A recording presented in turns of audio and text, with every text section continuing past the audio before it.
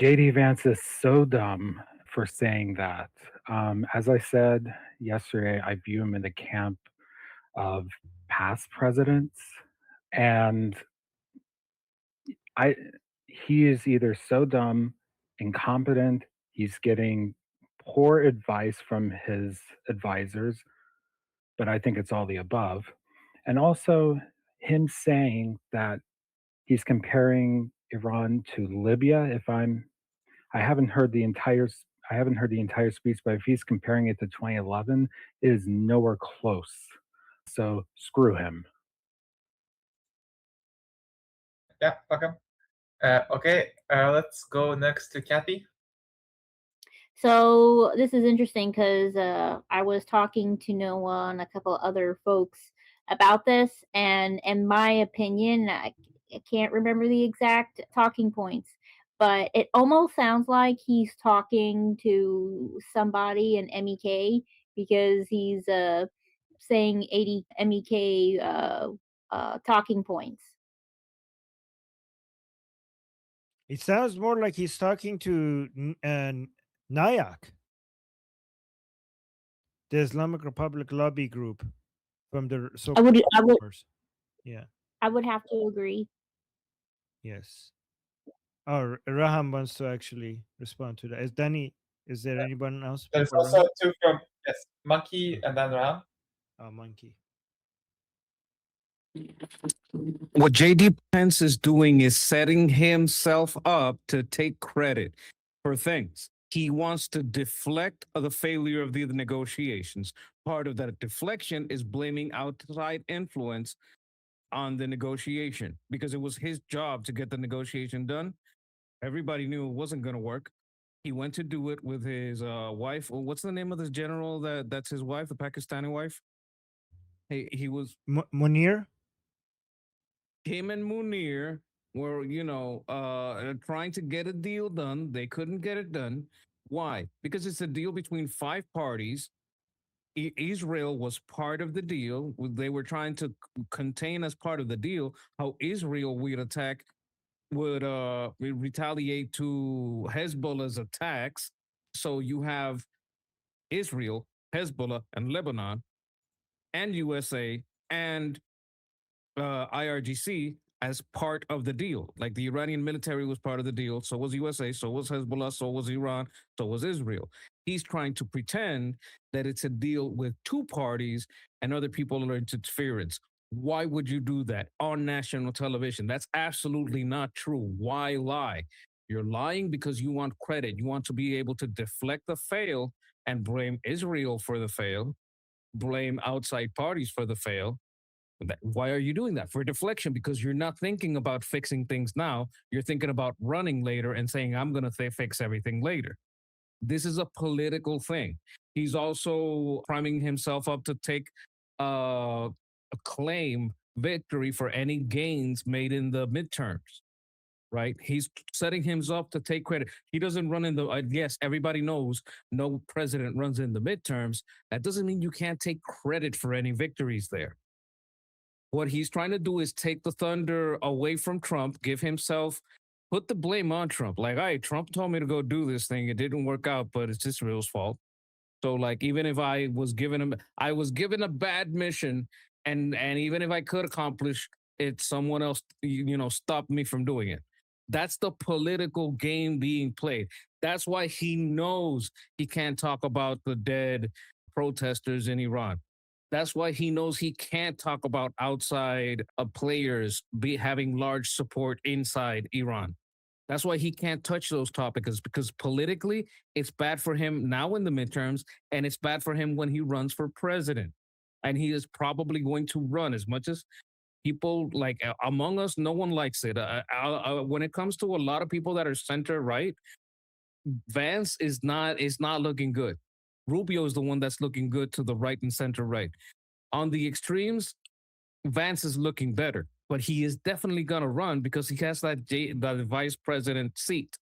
And that's like a guaranteed spot on the nominations. So that's the game he's playing. Does it align with NIAC? Probably. But if you look at the U.S. political game, that's what he's playing.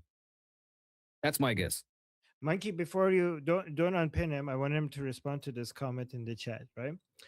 This person, look at the guys, people, your streams are only good apparently if you say the things the people in the chat agree with.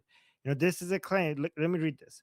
Matt Steve in the chat is saying, Armin, your streams have turned to shit. I'm sorry, you're JD Vance hating. And by the way, I'm not even American, and I think that you misspelled your. So that's not how you spell your.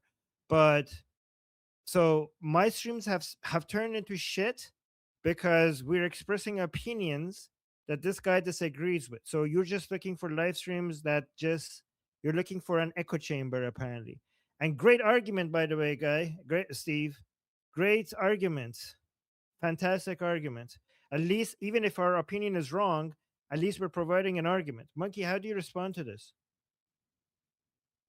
Look, I could give you good arguments for Vance. He's great on home policy. He's good on like domestic policy, stopping people coming to the border. He's good on stopping the fraud. But you need to be an international player here. And it doesn't matter. Like if you like Vance, you should give him this advice. If you know there's a deal between 5 people and people are going to make compilations of every time every reporter from CNN, ABC, Fox, everyone knows that part of the MOU was a deal with Israel. And then you're going to go on Joe Rogan and complain, I don't know why Israel wants to talk about the deal. I'm the only one who should be able to talk about. That's stupid. It's literally stupid. And you can't defend literally stupid people. That it is retarded. It is either a deceptive manipulation that you're trying to pull off to deflect from your failure, or you're trying to fool people into believing that Israel shouldn't talk about the MOU that it is bound by. One of the conditions was how Israel responds to rocket attacks from Hezbollah. You have to be retarded or an IRGC plant to be in the chat defending Vance. Now, I don't know if you're one of those Durka, I love Vance and his boyfriend Munir, because you think that's going to let the IRGC continue, or if you're just a stupid, retarded American. But it doesn't matter what you think. What matters is reality. And the reality is that Israel, Hezbollah, Lebanon, IRGC, and United States were all part of this deal, and they all have a right to talk about it. Oh, wait, he's calling us commies in the chat, and then he has a question. He's saying, what are your goals in bashing Vance? Get him to stop backing the IRGC commies. And you know what else is kind of commie? The way that the IRGC and the woke right commies want to redistribute Jewish wealth. I'm not for that Marxist bullshit where the left wants to redistribute white people's wealth and the woke right wants to redistribute Jewish people's wealth. I don't care what kind of Marxist socialist pinko piece of shit you are. I care about the individual rights, and the individual rights are being attacked in every religion, in every race, in every profession, and in every nation. So I don't suck to this. I don't zipper dive this cult of personality. I don't give a fuck if it's Vance. If he's doing shit wrong, I'm going to say it. I don't give a fuck if it's Trump. Many people have heard me here chimp out at Trump when he does something wrong, when I disagree. You gotta have an individual perspective, not a zipper diving perspective. So I suggest when you go to the pool and you get up there on your little diving board, stop diving straight into Vance's zipper. Yeah, it's interesting. Vance comes out and says the most untrue lies and allegations against Israel and Jews, and comes and tell lies about the Iranian people and the Islamic Republic, and we're supposed to just sit silent. They're like, oh, why are you talking about Vance so much? Maybe because he's spreading a lot of bullshit so much. What are we supposed to do? Just not respond to bullshit? The entire point of this channel is to respond to bullshit. So when somebody from that position of power is spreading bullshit, what do you think we're going to do? Of course, we're going to spend a lot of time responding to it. Anyways. Exactly. Okay, thank you. Let me go on to Raham then. Yeah, he 100% spreads nothing but bullshit. And I used to think that's because he's naive. And after watching that interview, I am certain that that's not just naivety. And it is done on purpose to mislead people and just to basically get his agenda front and center. Like I make videos and post them on Instagram often. And it was interesting. The talking points, the way that he was talking, I hear from two groups. One is the anti-war Americans who are completely misinformed about what's going on. The same argument about, oh, it's a forever war. Well, that was the other thing. He kept focusing on the fact that Israel's trying to drag us into another forever war. What forever war? You topple this regime, the war is done. You already have somebody else willing and just ready to come in. And the other point that comes is, like foreign influence, this, that, there's no leadership. And the reason that he didn't bring up Prince Joseph Pahlavi was because he's trying to pretend like he doesn't have a following and that he wouldn't get elected by the people as the interim or whatever sort of leader. And that is the exact same thing that the Islamic regime supporters keep talking about. And it's insane to me that nobody has highlighted the fact that this guy has Trita Parsi, the founder of NIAC, a puppet of the Islamic regime in his inner circle, as well as this other guy, Sohrab, I forget his last name, who they're basically both pro-regime. And it's insane to me that they have so much access to this guy who's been advising the president on what's going on in Iran. And the more I think about it, the more I'm wondering if there was actually some sort of a plan to help the Iranians, and this guy pulled some crap to try and negate that from happening. It's a conspiracy theory, obviously, but then when you hear him talk about this nonsense and the way that he was spewing Islamic rhetoric and just pure bullshit on all this anti-Israeli lies, you start to think, okay, like he sounds like a Democrat. He doesn't even sound like a Republican, which is crazy to me.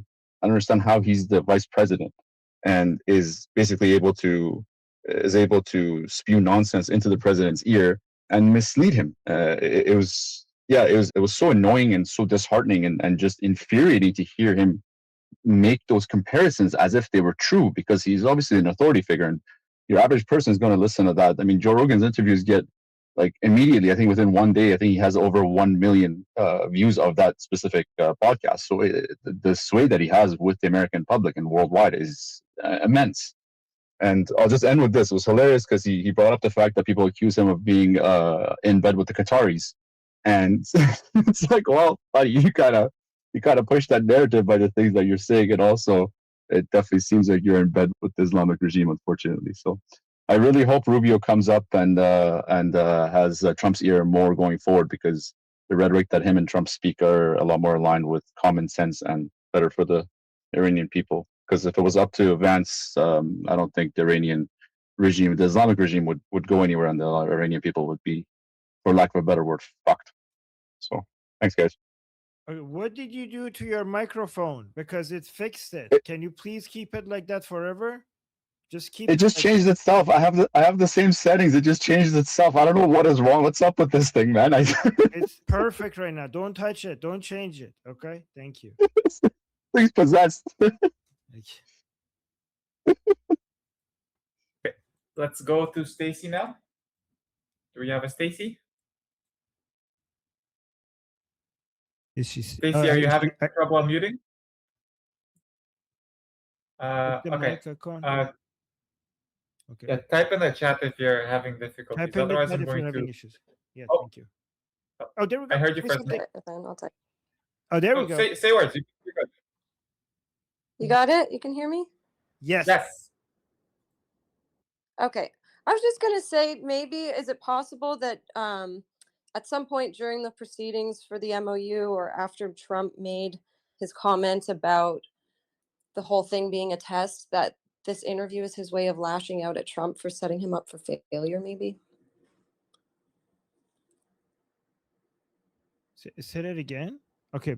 Yes. No. Monkey wants to respond. That Say that again. that JD maybe that JD Vance, maybe this whole interview and everything, not everything he said, but some of his motivation for doing an interview like this was that he needed to lash out at Trump because he's angry at him for setting him up for failure with the MOU. Maybe. I think he's mostly motivated by everything he's doing, in my opinion, and I'll see what other people have to say, is just based on him getting ready for running for president. I mean, the book tour campaign is all about just laying the foundations for his campaign, And I think that he knows that his base of support are isolationists and anti-Israeli people, and he's just leaning into what works for what he knows is his base of support. Wouldn't that just explain it? Yeah, I mean, I agree with what everybody said. I just thought maybe that was an additional motivator. I think he's smarter. I think he's smarter, or like he's more calculated than that. Like I think like he's not going to be like, oh, Trump did this, so I'm going to get a revenge. You know, I think he's personally motivated out of self-interest, and I think that what he's doing is a calculated decision rather than an emotional backlash. But I don't know. Maybe I'm wrong. So good to consider. Monkey has something to say about this. But good. The reason I called him JD Pence, the reason I called him JD Pence is because he strategically flips. He was anti-Trump, then he was pro-Trump. Now he's pro the deal, and he hates Israel, even though he knows Israel is part of the deal. What he's doing is deflection, and it is also I would call it calculated. Like the word I would use is calculated. Lashing out would imply that it's something he hasn't thought out. But one of the first thing he went into was his book tour. Why did he start with his book tour? Because he's making a play for the presidency. That's his play. That's his plan. And if he has to make a play for the presidency, one of the things that is going to get asked the most, if you're going to be a world leader, why couldn't you make a deal? Because that question is going to come up. So he's seeding the ground so that when he's asked that later, he can say, oh, well, you know, guys, like I've said before, there was a lot of influence on that deal from the outside. And, you know, I was giving this mission by Trump and I tried to accomplish it, but there were so many external forces that I couldn't do it. It was maybe just a bad idea to try in the first place, but as president, I would do better. So what he's doing is telling him, I got a bad mission and I couldn't even do the mission if I tried because there was other people influencing it. It's all bullshit, but it's how you would deflect that during a campaign. Makes sense, guys. Thank you. Good question. Yep, and thank you for the analysis, Monkey. Okay, let's go to Kathy. This is more a question. Isn't NIAC under investigation? And if so, why would JD Vance? It wouldn't make sense for JD Vance to be even speaking to them if NIAC is under investigation right now. Yeah, I haven't seen the reports that JD Vance is in touch with NIAC, but I just know what he says sounds like he's being influenced by them. But I don't know. And also being under investigation doesn't mean that you could be I don't know. I think there's so many degrees of separations between the people who are under investigation and your guy that you're in contact with. And also, if you're under investigation, I don't think there's any penalties for talking to people who are under investigation. I think there's mostly penalties for talking to people who is official that this is an agent of like a enemy or something like that. Okay, let's go next to Jeffrey. Wait a minute, I posted a thing. I think you did. If not, we can skip you. Yes, Okay. skip me. I don't think it was me. Richard? Thanks a lot. A quick point on Vance. I think when I saw Trump structuring the public sales pitch for the deal the way he was, it struck a chord. I think he was taking a page from his corporate experience, where basically you can't, as the leader of a large corporation, you really can't engage in risky behavior without having sort of a patsy lined up to take the brunt of the blame if things go wrong. I think what he was doing was basically empowering both Rubio and Vance to pursue simultaneous strategies on Iran. He was going to take credit for whatever goes right and deflect blame on whatever goes wrong. And it does appear that Rubio kind of won the day on that one, and Trump is much more closely aligned with Rubio's philosophy on this and is going to take credit for the good things that'll happen now. And I think Vance is kind of left out in the cold as the patsy, basically. Okay, and I believe Armin has the last two on this topic. Yeah, so one quote that I don't know if we talked about this or not, but this is the quote that has the Iranian people very angry with JD Vance. And let me see if I could find it. And honestly, if people are like, oh, why are you talking about JD Vance so much? Here's another quote for JD Vance. He's saying on Joe Rogan, he said, how is it that the United States interest to have 94 million desperate people flooding into Europe, flooding into United States, to have, sort of the terrorist infrastructure that can get established when you fan terrorists all over the world? So 94 million desperate people. He's talking about this is the population of Iran. So he's saying that war with the Islamic Republic would lead to 94 million desperate Iranians flooding into Europe. What the fuck are you talking about? So basically, Iran would be completely the population of zero if that's happening. And based on what we've seen, Iranians seem to be wanting to go back to Iran if Iran gets liberated, not the other way around. And honestly, this shows such a deep level of ignorance and disrespect of the Iranian people, because the Iranian people are so different from, these terrorists that he's comparing us to. Like flooding Europe, 94 million Iranians flooding Europe and creating a terrorist infrastructure. This from a population that is the most pro-American crowd that you could find in the Middle East. I mean, other than Israel, I guess. This and Israel, one of the most at least pro-American population in the Middle East, and you're now comparing them to a flood of people that will come to Europe and United States and create a terrorist infrastructure. I mean, I don't know. Does he not know about how pro-American, pro-Western, pro-Israeli the Iranian people are? 94 million. At least if he said, some of them, like a small percentage of them, will cause trouble for us because of the chaos. But he specifically mentioned the total population of Iran. And then it's so disgusting that some people are coming to like, oh, Armin, why are you attacking JD Vance? He generalized the entire population of Iran and said that if the Islamic Republic falls, he suggested that they will come and create a terrorist infrastructure. Again, I'm sure somebody could steelman him, but I'm telling you right now on Iranian social media, there's so much anger. Even if you want to say he meant something else, he should have known how this would be perceived. Again, I'll read it one more time, saying, how is it in the United States interest to have 94 million desperate people flooding into Europe, flooding into the United States, to have sort of the terrorist infrastructure that can get established when you fan terrorists all over the world? So again, I'm sure somebody's going to come up with a stealing for this, but this phrasing of it, Iranian people are reading this as he calling 94 million Iranians as terrorists and people who want to desperately leave Iran. What I've seen, which might be what I've seen from the data as well, not just from my anecdotal experience, is that the Iranian people can't wait to go back to Iran once Iran is liberated.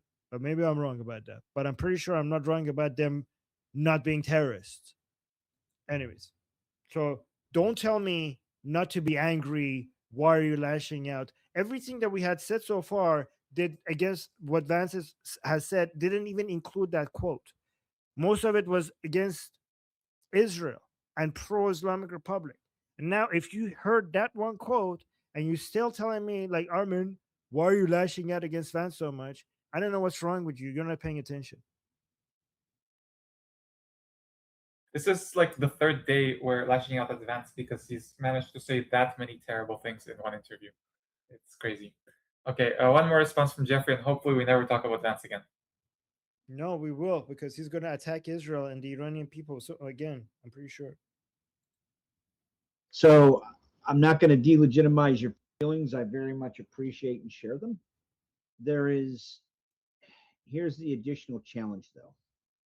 So it seems like in a very ham-fisted way, he co-opted the idea of insecurity flows from people fleeing conflict, pressuring surrounding areas.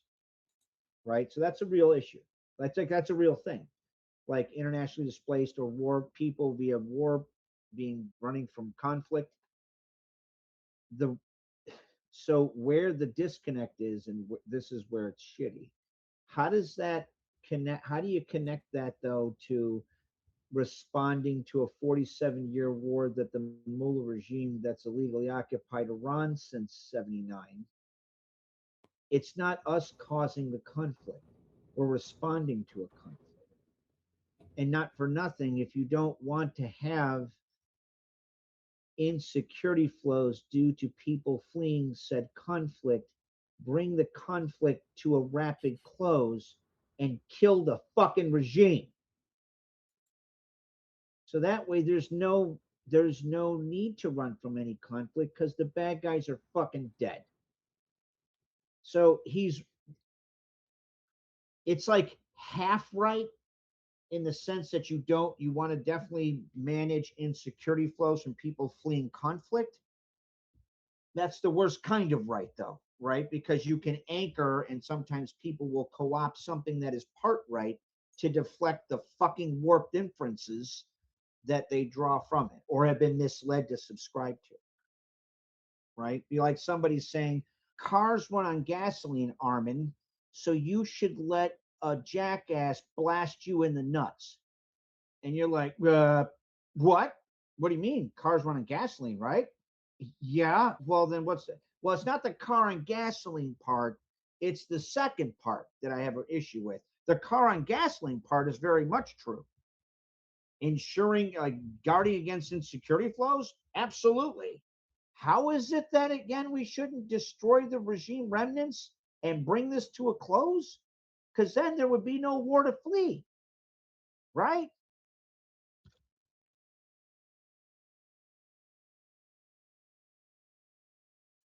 Thank you, Jeffrey. Back to Armin.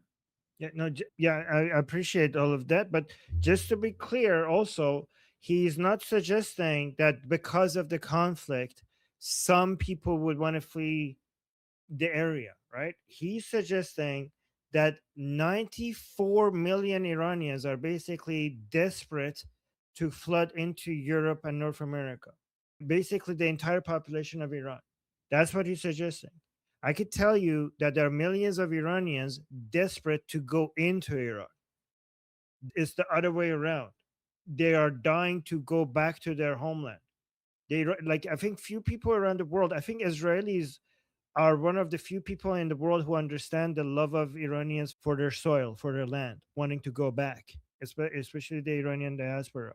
I think that's why we relate to the Israelis so much, because Israelis really understand the love that Iranian people have for their land. And this is why it backfired for the Islamic Republic, for why so many Iranians, they thought the Islamic Republic for so many decades sold the idea to Iranians inside Iran that the Iranians who have left Iran, they don't care about you. They don't care about Iran. They went for a better life outside of Iran and they abandoned you and they're against you, right? But then because of all of this revolution that happened, the bond between the Iranian people inside and outside was so much that the Iranian people were so shocked to see how much love and support from the Iranians, like everything the Iranian people did, because it was the Islamic Republic was doing propaganda that the connection between us was cut, that we went after our own lives and we have no connection back to Iran inside Iran. And the level of dedication and fighting the Iranian people outside of Iran have done for liberty inside of Iran shows that they might have left, but their heart was always left back in Iran. And they always are trying to liberate Iran so they could go back to Iran. And this is what people like J.D. Vance will never understand. And this is why Iranians always think that Israelis are their true ally, because they also know that the Israelis had done this fight for hundreds of years, for thousands of years. Like the fight that we Iranian people have been doing for the 47 years, the Israelis have been doing it for thousands of years to be able to go back to their land. And they were successful. After thousands of years of fighting, they eventually managed to go back home. And we want to go back home. And that's what we're fighting for. And this is what this man doesn't understand. But also saying that and then saying 94 million Iranians and then also saying terrorist infrastructure, then that was like even the first line saying desperate to flood Europe and United States was already insulting enough. But then when he added saying sort of the terrorist infrastructure that can get established, that was just a salt on the wound on top of that. Yeah, I just wanted to add, I didn't see the show. I'm just basing my assessment on what you're sharing. I didn't say that Yeah. you weren't right to be pissed. No, I know that. I was just adding. I wasn't negating you, Jeffrey. Okay, let's go now to Siddhartha. Hey, yeah. Vance is a very interesting character. I would push back on the assertion that he's dumb or an idiot. I probably might have even said that myself, but in passing. But I actually recognize something in him that that I share, which is an interest in ideas. So, but I think his circle of idea guys have some very interesting critiques, but really radical, transformative policy prescriptions. And I think some of them would self-describe as post-liberal or illiberal. So basically, their worldview is radically different from mine. And so I would just on that level, I sort of recognize him as an opponent. So I would just say that I think beyond that, some of these guys are theocrats essentially, and they're envious of the IR's behavior enforcement mechanisms, right? So that they would like to see much more behavioral enforcement in the West and the United States. And they think that like this is the reason for societal decline is too much liberalism. So liberalism has undermined the West, and we need to have much stronger sort of cultural and behavioral enforcement. What frustrates me about this perspective is I don't think that they have adequately answered for why the Islamic Republic is such a mess and other such states, right? Like, so they don't really answer for that. And I think of it as sort of like their attitude to that is something like real 12-verse Shia theocracy hasn't been tried. And this is the problem with these idea guys, is that very interesting ideas and very seductive because they're so interesting, but they often transcend just ideas and they become fantasy. So I think that like on sort of foreign policy, on the degree to which the United States can have a cooperative relationship with the Islamic regime, it's pure fantasy. And I suspect that Vance is actually a believer, although there's definitely evidence of sort of political calculation in his statements. I think that he's a sort of believer in this fantasy. Just one other thing, I think somebody sent a super chat or a comment on YouTube criticizing or accusing Vance's critics of being commies. I think that actually, if you look deeply into Vance's own economics, it's probably the most friendly to communism that we've seen from a sort of a member of the right in good standing in many generations. You just look at Sohrab Ahmari, look at Compact Magazine, look at the sort of the very direct cooperation between these sort of these theocrats and the left with regards to economics, what they say about Elizabeth Warren, what they say about Bernie Sanders, just as an example. So investigate that, whoever you are, investigate that, because I think that the accusation of the Trump of Vance criticism as being coming from commies is confused. Thanks. Thank you. And lastly, Kari. Yes, that comment by J.D. Vance about 94 million Iranians flooding Europe and constituting some kind of terrorist threat reminded me that it's really weird how, in spite of everything that the Iranian diaspora is saying and that people who have traveled to Iran are saying, and all these independent studies about Iranians have been saying, and all these huge waves of protests in Iran and everything, that there's still so much ignorance out there about the attitudes of the Iranian people and how unpopular the regime actually is. And one thing that I've noticed in the commentary about the war is how it's just portrayed as a war between, on the one side, the US and Israel, and on the other side, Iran. And the factor about the Iranian people is talked about very little, certainly in the Norwegian media.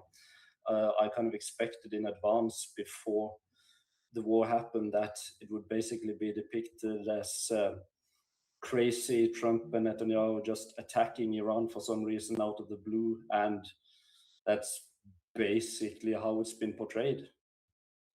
So yeah, the idea about the Iranians constituting a terrorist threat reminded me how a lot of people seem to think that the Iranians are a bunch of Durkas, despite of all the indications that that's not the case. Thank you. All right. Let's go to super chat. All right, we got 3 super chats, but I do want to mention I really appreciate you being here, Kare, for your perspective is going to be very unique from Norway. It's good that we have that as well. So thank you for being here and adding that. All right, so we have the Persian American with a super chat, Noah, saying we are no fans of commies. Vance is full of shit. Yep. All right, thank you, Noah. It's a to be accurate, it's a poop emoji. Okay, I just thought that's what he meant. And then we have Saber Coaching, which is Raham right here. He's left, so he's leaving a super chat instead, saying he said that regarding toppling the regime. Yeah, that quote is him saying that once the Islamic Republic gets toppled, this is what's going to happen, right? Yeah, I know that. I know the context. He was basically comparing what might happen after the fall of the Islamic Republic to what happened in Libya. He's saying like it will cause chaos like that in the region, and it will bring refugees, mass migration to Europe and United States. And he said like basically he was defending the Islamic Republic, saying we shouldn't want the fall of the Islamic Republic. That's what because that would be. He said it would be devastating to United States and Europe. That's what he was suggesting. And thank you, Saber Coaching. Oh, another super chat from Saber Coaching saying he was signaling that if the Islamic Republic falls, yeah, exactly, Iran will become a failed state like Libya. Exactly. So we best negotiate with this new moderate version because reform. And yeah, so again, that means that not only he thinks that United States, that to me suggests that not only he thinks that United States shouldn't be helping the Iranian people topple the Islamic Republic, then by that argument, he's also lying, saying like, well, if the Iranian people can topple the regime, well, great, let them do it, but we're not going to help. To me, it says to me this comparison and this argument suggests that he actually hopes that the Iranian people are not successful with toppling the regime. That would be the conclusion that you would get from this line of thinking. So he's wishing success for the Islamic Republic, so that we don't have mass migration from Iran, apparently JD Vance thinks, and terrorism from Iran to Europe and to United States. My name is Armin Navabi. I'm an Iranian political analyst with decades of experience fighting the Islamic regime inside and outside of Iran. Make sure you follow me for more, and also make sure you join our discussion group. I'm there almost every single day. Come talk to me there and the rest of the people there in our group calls. It's a great place to meet and talk to people who like talking about politics. The link is in the description and or in the bio. You could also get there by scanning the QR code on the screen. See you there.